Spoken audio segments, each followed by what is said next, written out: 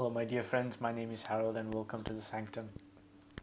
In this particular video, I'd like to share with you another astral projection technique. Now I've already spoken about astral projection in my previous videos. You can find an entire playlist on astral projection and dream type practices there. And I've already shared a different technique in one of those particular videos. But that particular technique involves the actual separation of the astral double to actually explore the astral planes in that way. But now this particular technique is slightly different and can be done by everyone. And it uses the imagination to eventually induce a lunar type astral projection. And I've spoken about lunar and solar projections in one of my previous videos. You can find it on that playlist to do with astral projection. So this particular technique can be done in while seated down in a cross-legged posture, or in the heretic posture or pharaonic posture, simply seated on a chair, or lying down. Now, I prefer to do this at night when I'm going to bed or in bed going to sleep, because that's the time then where we don't have to take time off during the day to do this particular practice. This is something that you can just interweave into sleep as you're falling asleep, and do it then, and thereby gain practice. For some of you it may be easier to do, and for some of you it may take a few more tries, it may take some practice. But eventually, if you keep at it and if you persist and practice all the time, eventually you can experience an astral projection by using this particular technique. So essentially how you do this technique is you either sit down in a cross-legged posture or in the pharaonic posture, or simply lying down. I prefer to lie down, it's easier that way. And I would like you to imagine, once you're doing that you are particularly you're in complete darkness. There's nothing else around you. There's no room, nothing. You're just laying down flat on absolutely nothing. And then from there, whatever you're laying down on or sitting down on begins to appear. So if you're lying on a bed, the bed starts to manifest, and you can visualize that your bed is there. And then you're imagining as if you've opened your eyes, but your eyes are not actually open. Your physical eyes are actually closed, and you can see, if you're lying down, you're seeing the ceiling, or if you're seated down, you're seeing what's in front of you, but your eyes are actually closed. You're just imagining that whatever's in front of you, you can see, or you can see the ceiling. And like that, you're going to create, by visualization, the entire room that you're in. You're going to create it in your mind's eye by visualizing, by imagining that you're doing so. And then you imagine that you've actually stood up, right, or gotten up, or in whatever position that you are seated in or lying down in. You've actually stood up, and you're standing by your actual body, looking at yourself. Okay, that you're actually looking at yourself in front of you, and you're imagining this, and the entire room around you. Okay, in as clear and vivid detail as possible, you want to visualize this, and then you imagine that from you,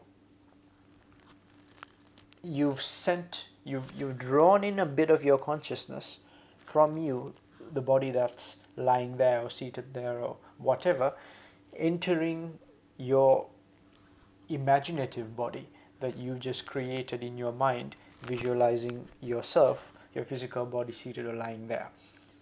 And then once you've done that, you want to imagine that you're standing up in your room, and you're looking around your room, and you're noticing what's there. You're trying to make your room as clear and vividly real as possible for you in your mind's eye. So for example, if you've got a desk, you imagine walking up to your desk, and you're recreating in your mind's eye what's there in your desk. Then you go into if you have a bookshelf, and you start to see what books are actually there on your bookshelf. And you go into, if there are paintings on the wall, you start to look at all the paintings. You start to recreate your room as if you are actually there. Okay. Now, Once you've done that, you want to walk out of that room and then maybe walk around your house, trying to visualize in detail what's actually there in your house.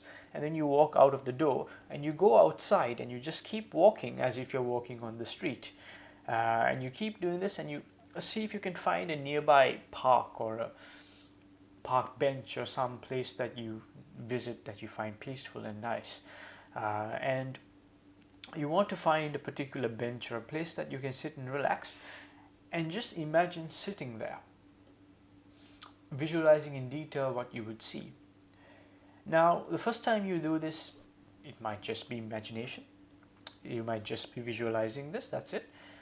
Eventually, when you keep doing this, what will happen is, because the physical dimension, the physical plane, that 3D existence that we're experiencing right now as solid and solids, liquids, gases, and plasma, is just a simple denser form of the astral plane that is superimposed on top of it, a much more subtler plane of reality.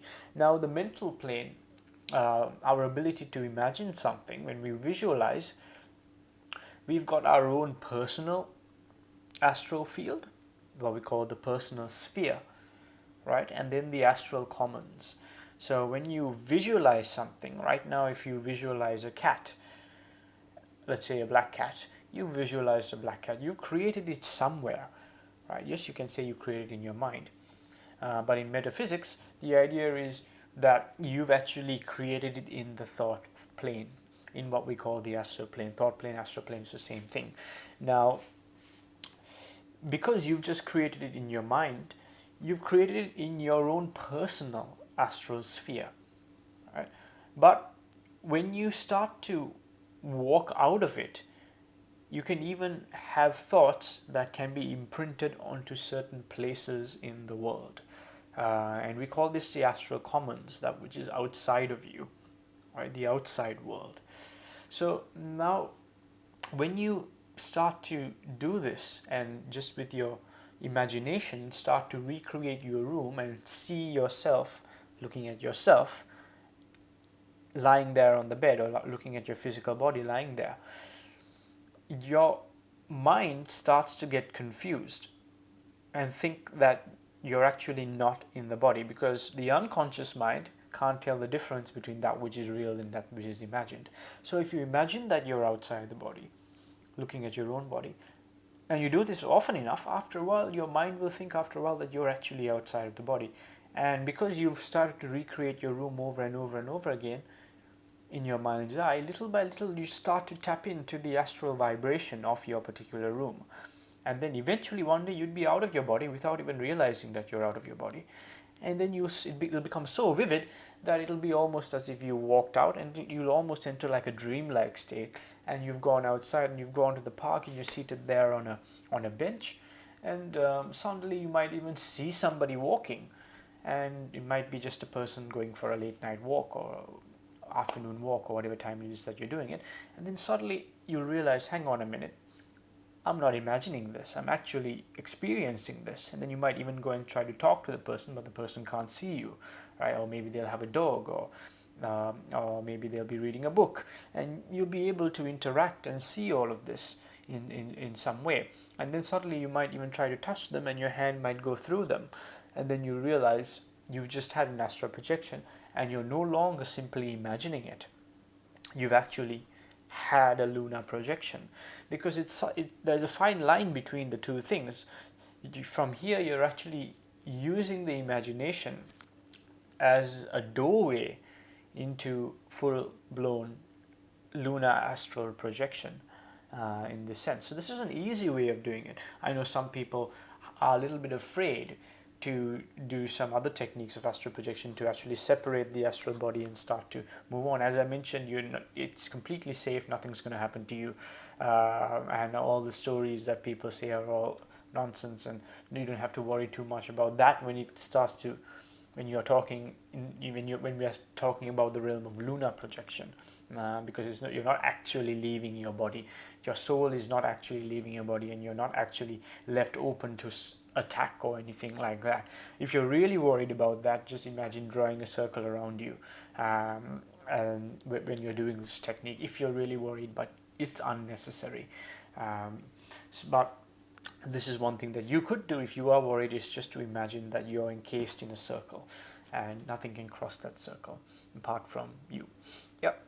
So that's another way of doing it. But so this is an extra technique that you can do for those of you who are worried about actually separating off the body like that. You can use the imaginative capabilities to loosen up the lunar body and begin projecting in that way little by little, because we're doing it anyway when we're going to sleep. When we're having dreams, oftentimes we are astral projecting and we're not even aware that we're doing it. So this is just to give you conscious control in being able to do so. And when you're able to do this, so many other possibilities become available to you, right?